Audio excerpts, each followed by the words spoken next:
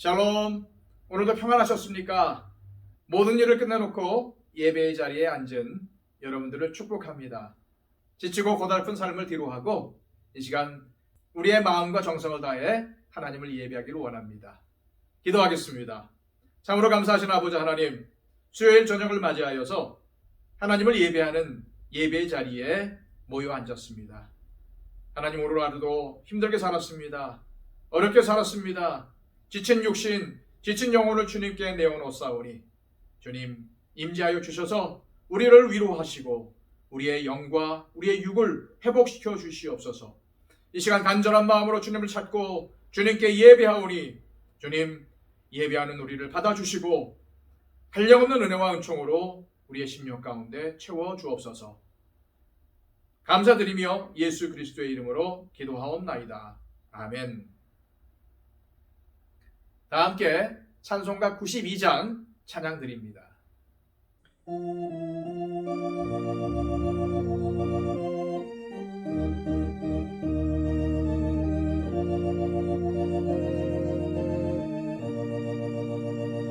위에 계신 나의 친구, 그의 사랑 지극하다.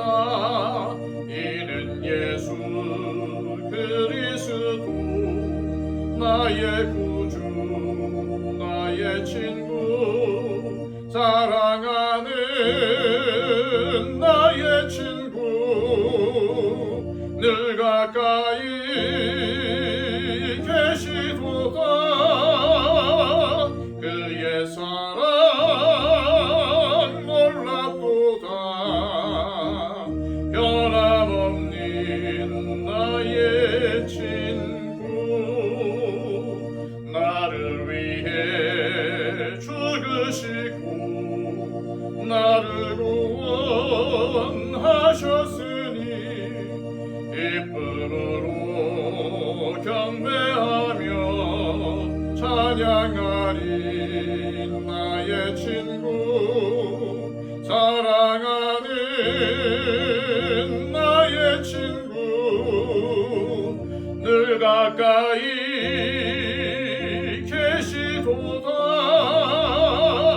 그의 사랑 놀랍도다. 변함없는 나의 친구, 내 맘속에 늘 계시고 영원토록 함께하네. 가지 되어 하나 되리. 포도나무 나의 친구, 사랑하는 나의 친구, 늘 가까이 계시도다. 그의 사랑 놀랍도다. 변함없는 나의 친구, 그날이와 황금길에 그의 영광 바라보며 그의 발로 날 안을 때 만나오리. 나의 친구, 사랑하는 나의 친구, 늘 가까이 계시도다. 그의 사랑 놀랍도다. 변함없는 나의 친구. 찬송가 204장 한 장 더 찬양 드리겠습니다.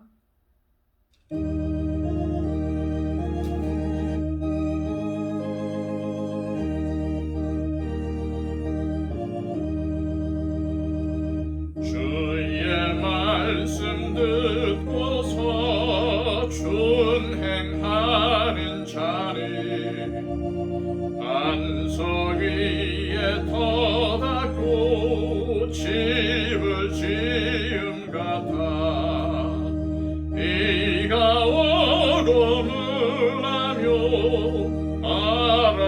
부딪혀도 반석 위에 세운 집 무너지지 않네. 잘 짓고 잘 지세 우리 집 잘 지세. 만세 반석 위에다 우리 집 잘 지세. 주의 말씀 듣고도 행치 않는 자는 모래 위에 터박고 집을 지음 같아. 비가 오고 물나며 바람 부딪힐 때 모래 위에 세운 집 크게 무너지네. 잘 짓고 잘 지세 우리 집 잘 지세. 만세 반석 위에다 우리 집 잘 지세. 세상 모든 사람들 집을 짓는 자니 반석 위가 아니면 모래 위에 짓네. 우리 구주 오셔서 지은 상을 줄 때 세운 공로 따라서 영영상골 주리. 잘 짓고 잘 지세 우리 집 잘 지세. 만세 반석 위에다 우리 집 잘 지세. 이 시간 우리에게 주시는 하나님의 복된 말씀은 신약성경 마가복음 5장 1절에서 20절까지의 말씀입니다. 신약성경 60쪽을 참조하십시오.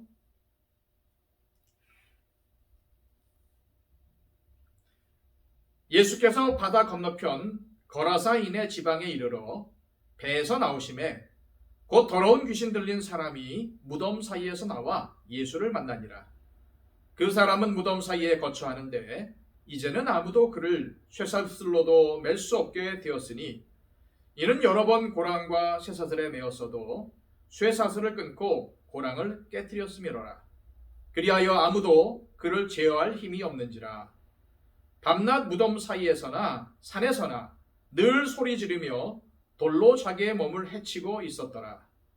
그가 멀리서 예수를 보고 달려와 절하며 큰 소리로 부르짖어 이르되 지극히 높으신 하나님의 아들 예수여, 나와 당신이 무슨 상관이 있나이까? 원하건대 하나님 앞에 맹세하고 나를 괴롭히지 마옵소서 하니, 이는 예수께서 이미 그에게 이르시기를 더러운 귀신아 그 사람에게서 나오라 하셨음이라. 이에 물으시되 내 이름이 무엇이냐?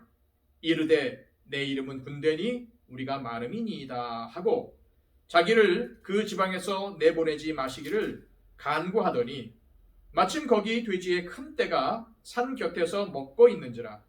이에 간구하여 이르되 우리를 돼지에게로 보내어 들어가게 하소서 하니 허락하신대 더러운 귀신들이 나와서 돼지에게로 들어가매 거의 2,000마리 되는 떼가 바다를 향하여 비탈로 내리다라 바다에서 몰사하거늘 치던 자들이 도망하여 읍내와 여러 마을에 말하니 사람들이 어떻게 되었는지를 보러 와서 예수께 이르러 그 귀신 들렸던 자 곧 군대 귀신 찝혔던 자가 옷을 입고 정신이 온전하여 앉은 것을 보고 두려워하더라.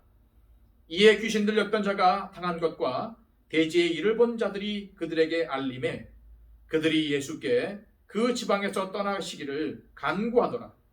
예수께서 배에 오르실 때에 귀신 들렸던 사람이 함께 있기를 간구하였으나 허락하지 아니하시고 그에게 이르시되 집으로 돌아가 주께서 네게 어떻게 큰 일을 행하사 너를 불쌍히 여기신 것을 네 가족에게 알리라 하시니 그가 가서 예수께서 자기에게 어떻게 큰 일을 행하셨는지를 데가볼리에 전파하니 모든 사람이 놀랍게 여기더라. 아멘. 뉴스를 보다 보면 어느 유명한 운동선수가 몇 년 계약하면서 엄청난 액수의 계약금과 연봉을 받게 되었다는 기사를 종종 볼 때가 있습니다. 한 해 연봉이 몇십억 원이 넘고 4년 계약을 맺으면서 총 몇백억을 받게 되었다는 식의 소식을 보면서 정말 대단하다는 생각이 들다가도 반면 실력이 뒤처지는 선수들은 최저 연봉밖에 받지 못하다가 그것도 안 되면 퇴출을 당하기도 한다는 것을 생각하면 씁쓸해지기도 합니다. 그러면 몇백억 받는 사람의 가치가 최저 연봉을 받는 사람의 가치보다 더 높습니까? 그렇게 말할 수는 없을 것입니다. 현재 사람들의 가치를 결정하는 것은 무엇입니까? 물론 세상에서는 돈이나 명성이나 능력에 따라서 한 사람의 가치를 평가합니다. 하지만 그런 것들이 사람의 가치를 결정하는 진정한 기준이 될 수는 없습니다. 쓰레기 인생이라는 말을 아시죠? 어떤 사람의 인생이 완전히 망가져서 전혀 주목을 받지 못하고 가치를 인정받지 못하며 철저히 버려진 상태에 있는 사람을 가리키는 표현입니다. 그러나 하나님 앞에서는 그런 사람의 가치조차 초라한 것이 아닙니다. 하나님 앞에서는 모든 사람의 가치가 똑같습니다. 하나님 앞에서는 돈이나 명성이나 능력에 따라서 가치가 달라지는 게 아니기 때문이죠. 사람들이 보기에 아무리 형편이 없는 사람이라 할지라도 그 사람의 가치는 돈이나 그 어떤 것으로도 환산할 수가 없습니다. 왜 그럴까요? 그 안에 하나님의 형상이 있기 때문입니다. 물론 죄로 인해서 많이 퇴색되었지만 그래도 하나님의 형상으로 지음받은 사람입니다. 그렇기 때문에 말로 표현할 수 없고 돈으로 환산할 수 없을 정도의 고귀한 가치를 지닌 존재가 바로 우리 자신입니다. 그런데 인간은 마귀에게 이 가치를 빼앗기고 비참하게 살아가고 있습니다. 예수님께서 이 땅에 오신 것은 마귀의 권세를 멸하시고 하나님의 형상으로 표현되는 우리의 원래 가치를 회복시켜 주시기 위함입니다. 예수님과 제자들이 갈릴리 지역에서 배를 타고 광풍을 뚫고 도착한 것은 거라사인의 지방이었습니다. 오늘 본문의 사건은 마태복음, 마가복음, 누가복음에 모두 기록이 되어 있는데 마태복음에서는 가다라라고 하고 마가복음과 누가복음에서는 거라사라고 합니다. 그래서 그것이 정확히 어느 곳이었는지는 알 수가 없습니다. 하지만 확실히 알 수 있는 건 그곳은 이방인의 지역이었다는 것이죠. 바로 이 사실이 중요합니다. 왜냐하면 예수님께서는 당시 부정하다고 생각되는 이방인의 땅에 오셨기 때문입니다. 그리고 거기서 예수님은 한 사람을 만납니다. 2절에서 4절까지의 말씀입니다. 우리말 성경의 본문으로 읽어드리겠습니다. 예수께서 배에서 내리시자 더러운 귀신 들린 사람이 무덤 사이에서 나와 예수와 마주치게 됐습니다. 그 사람은 무덤 사이에서 살았는데 아무도 그를 잡아낼 사람이 없었습니다. 쇠사슬도 소용없었습니다. 그는 여러 번 쇠사슬로 손발이 묶이기도 했지만 번번이 사슬을 끊고 발에 찬 쇠고랑도 깨뜨렸습니다. 아무도 그를 당해낼 수 없었습니다. 예수님과 제자들이 배에서 내리자마자 더러운 귀신 들린 사람이 예수님께 나옵니다. 이 사람은 악하고 더러운 귀신에 들린 아주 부정한 사람입니다. 또 무덤과 같이 아주 부정한 죽음의 장소에서 사는 사람입니다. 광풍을 뚫고 오신 예수님께서 이제 광인을 만나시게 된 것이죠. 구약의 율법에 의하면 시체를 만지면 부정하게 되는데 더러운 귀신 들린 사람이 거주하는 무덤은 시체가 있는 곳입니다. 이 사람은 무덤 사이에 살면서 마구 무덤을 파헤치고 시체를 만지며 지냈을 것입니다. 그러니까 지금 예수님이 도착하신 이곳은 모든 것이 다 부정합니다. 사람도 장소도 다 부정합니다. 그럼에도 불구하고 예수님은 이곳에 오셨어요. 그것도 광풍을 뚫고서 말이죠. 지금 이 귀신 들린 사람의 상황이 어떻습니까? 한마디로 말해서 그는 가장 비참한 인생입니다. 이 사람이 언제 어떻게 귀신에 들렸는지 알 수가 없지만 누가복음에 보면은 이러한 상태가 오래되었으며 옷도 입지 않고 살고 있다고 전하고 있습니다. 사람들과 함께 정상적인 생활을 할 수도 없는 짐승과도 같은, 아니 더 위험한 사람입니다. 그는 인생의 실패자이고 사회로부터 따돌림 받고 격리된 사람이며 게다가 이 사람은 초인적인 힘을 갖고 있어서 쇠사슬로 묶어놓고 쇠고랑을 채워놔도 다 끊어버리고 도망을 가는, 아무도 컨트롤할 수가 없는 그런 사람입니다. 어디 그뿐입니까? 5절입니다. 그는 밤낮으로 무덤들과 언덕을 돌아다니며 소리를 지르고 돌로 자기 몸을 찢곤 했습니다. 오늘 본문을 보고 이 사람의 모습이 어땠을지 한번 상상해 보십시오. 돌로 자기 몸을 찢으니까 온몸에 피가 줄줄 흐릅니다. 씻은 적이 없을 테니까 떼국물이 흐릅니다. 머리는 산발이고 엄청난 냄새가 납니다. 입에는 흰 거품을 물고 짐승처럼 울부짖습니다. 눈은 제멋대로 돌아가고 살기가 있어 보이는 눈빛입니다. 정말 무시무시하죠. 그러한 그에게 예수님께서 물으십니다. 이에 물으시되 내 이름이 무엇이냐? 이르되 내 이름은 군대니 우리가 마름이니이다. 여기서 군대라는 것은 로마 군대의 레기온을 말하는데 이것은 5천 내지 6천 명의 군인으로 된 조직으로서 로마 군대의 핵심을 이루던 부대입니다. 그러니까 이 군대라는 말은 지금 이 사람이 엄청나게 많은 귀신들에게 사로잡혀 있다는 것을 의미합니다. 그런데 예수님은 왜 일부러 이런 곳까지 와서 이 사람과 만나셨을까요? 예수님께서 이곳에 오시지 않으셨더라도 아무도 비난하거나 뒤에서 욕할 사람은 없습니다. 예수님이 갈릴리에서 실패하고 새로운 곳에 가서 뭘 좀 새롭게 해볼까 해서 이곳에 오신 것도 아닙니다. 오히려 주님의 명성은 날로 높아가고 사람들 사이에서 폭발적인 인기를 끌고 계셨습니다. 그런데도 왜 오셨습니까?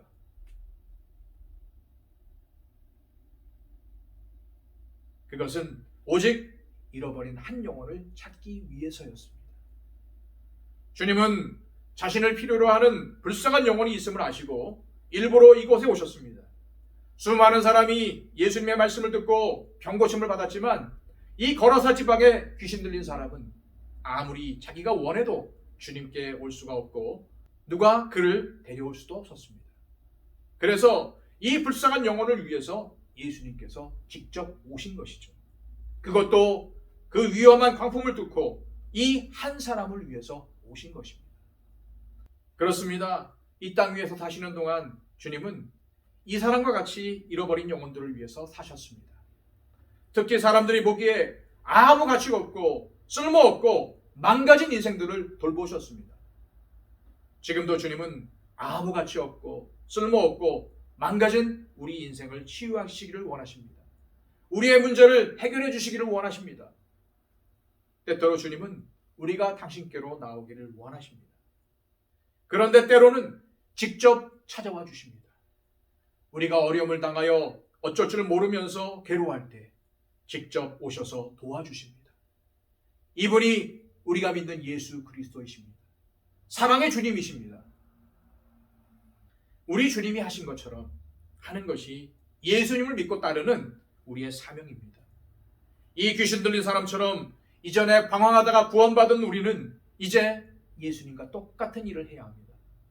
누구든지 우리의 도움이 필요한 사람이 있다면 오기를 기다리는 것이 아니라 먼저 가는 자세가 필요합니다. 사실 문제가 있는 사람이 먼저 그것에 대해서 도움을 요청하기란 쉽지 않습니다.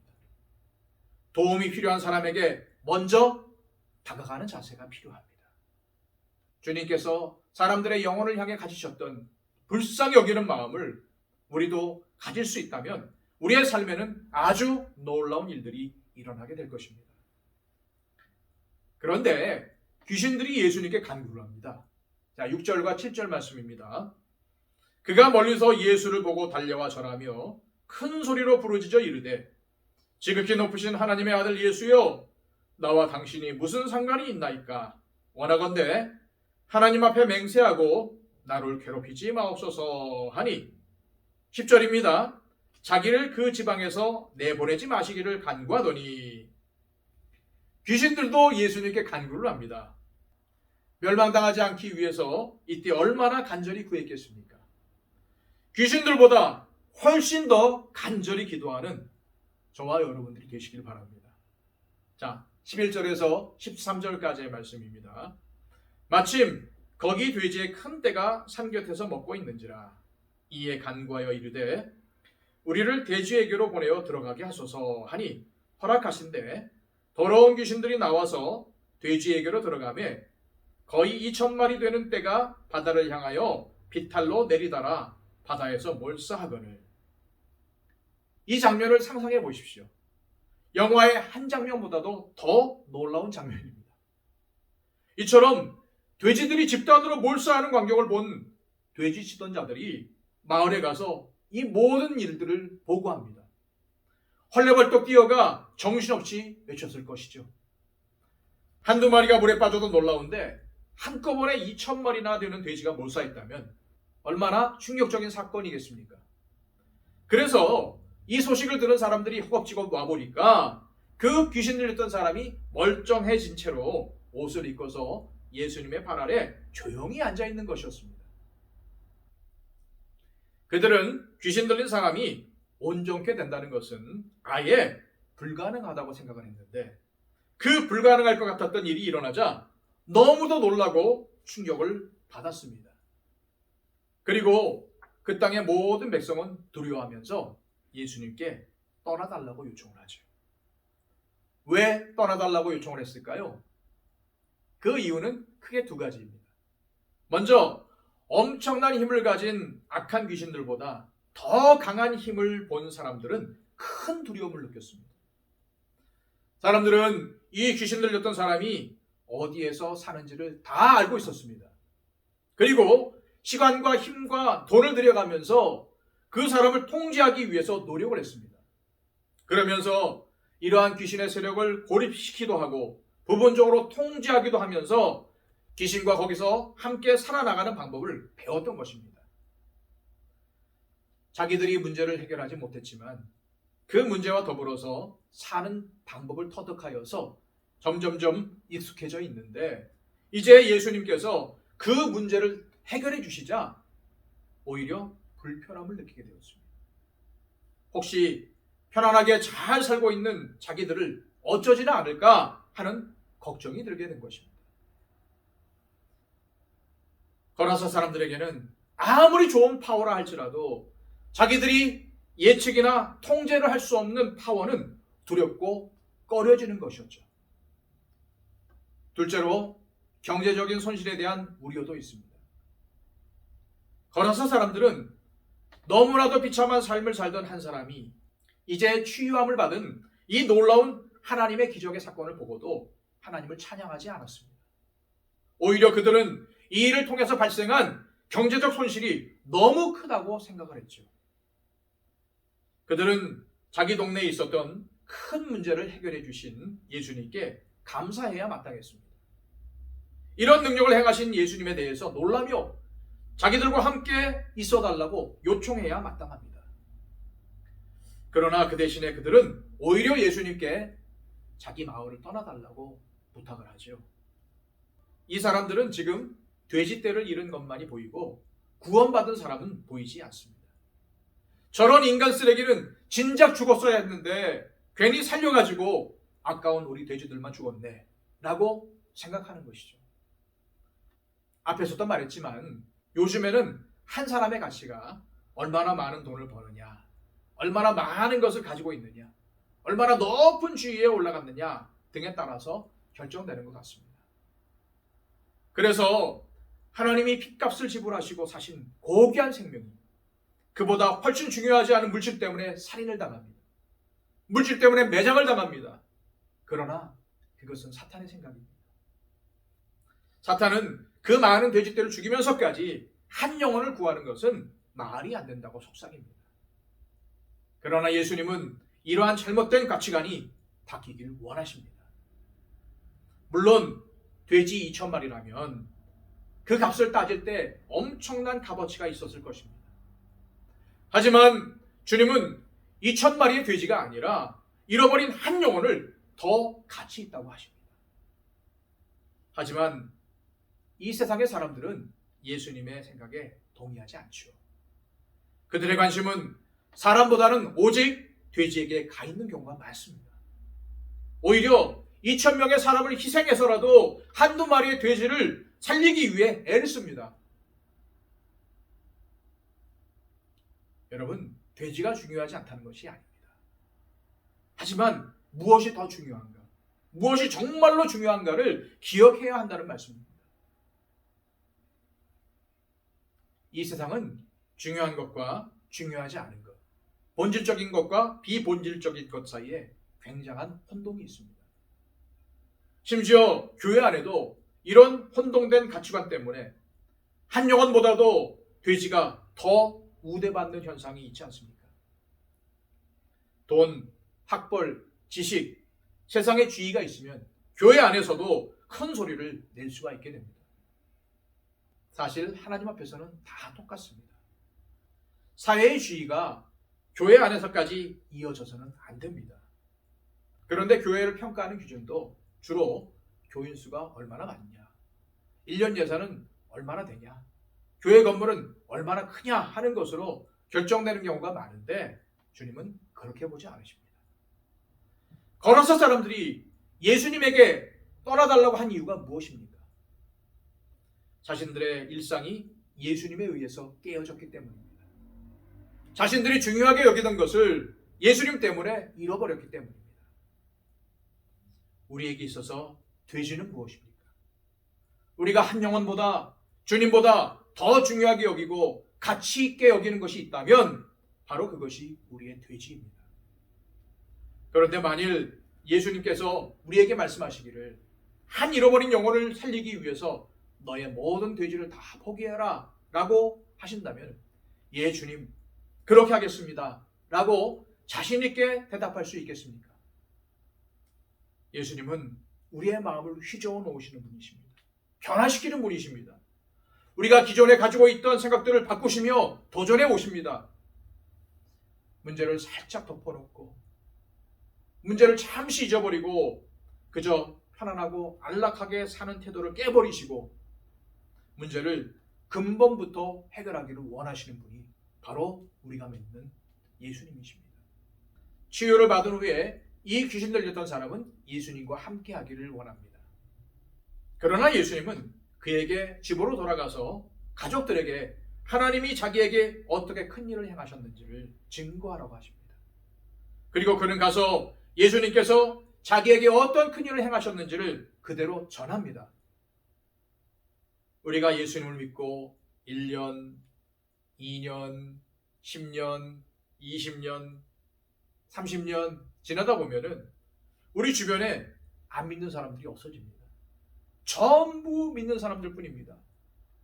그게 편하기 때문입니다. 그래서 우리는 예수를 믿는 그리스도인들과만 같이 지내고자 하는 유혹을 받습니다. 사실 주 안에서 형제 자매들과 참된 교제를 갖는 것은 신앙생활에서 가장 중요한 일들 중에 하나입니다. 그러나 우리는 거기에서 만족해서는 안 됩니다. 그 안에만 머물러 있어서는 안 됩니다. 오래 믿을수록 주변에 믿는 사람만 있게 되는데 주님은 세상으로 들어가라고 하십니다. 삶의 현장에서 소금과 빛으로 살라고 하십니다. 그것이 직장이든 그것이 사업체든 그것이 사무실이든 그것이 학교든 그것이 공장이든 그것이 친목단체이든 아니면 정말로 우리의 가정이든 그것으로 갈 것을 명하십니다. 주님은 우리가 주님 때문에 어떻게 변화되었는지 예수님을 모르는 사람들에게 증거하기를 원하십니다. 오늘도 이 말씀을 들은 여러분 세상으로 가십시오. 그리고 그들에게 여러분들의 변화된 모습을 보여주십시오. 그리고 여러분의 입술로 증거하십시오. 그리할 때에 성경에 일어난 놀라운 사건이 그들 가운데도 일어나게 될 것입니다. 기도하겠습니다. 하나님 아버지, 오늘 말씀을 통해서 우리가 또한 어떻게 살아가야 되는지, 예수를 믿고 또한 무엇을 해야 될지 저희들 다시 한번 깨닫습니다. 주님은 우리의 영혼을 살리셨습니다. 우리를 불쌍히 여기셔서 우리를 만나주셨습니다. 그리고 모든 삶의 어려움으로부터 귀신들로부터 구원해 주셨습니다.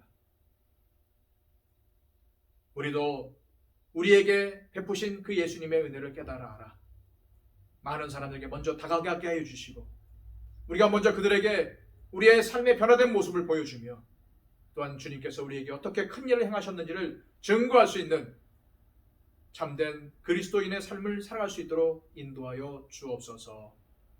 예수 그리스도의 이름으로 기도하옵나이다. 아멘.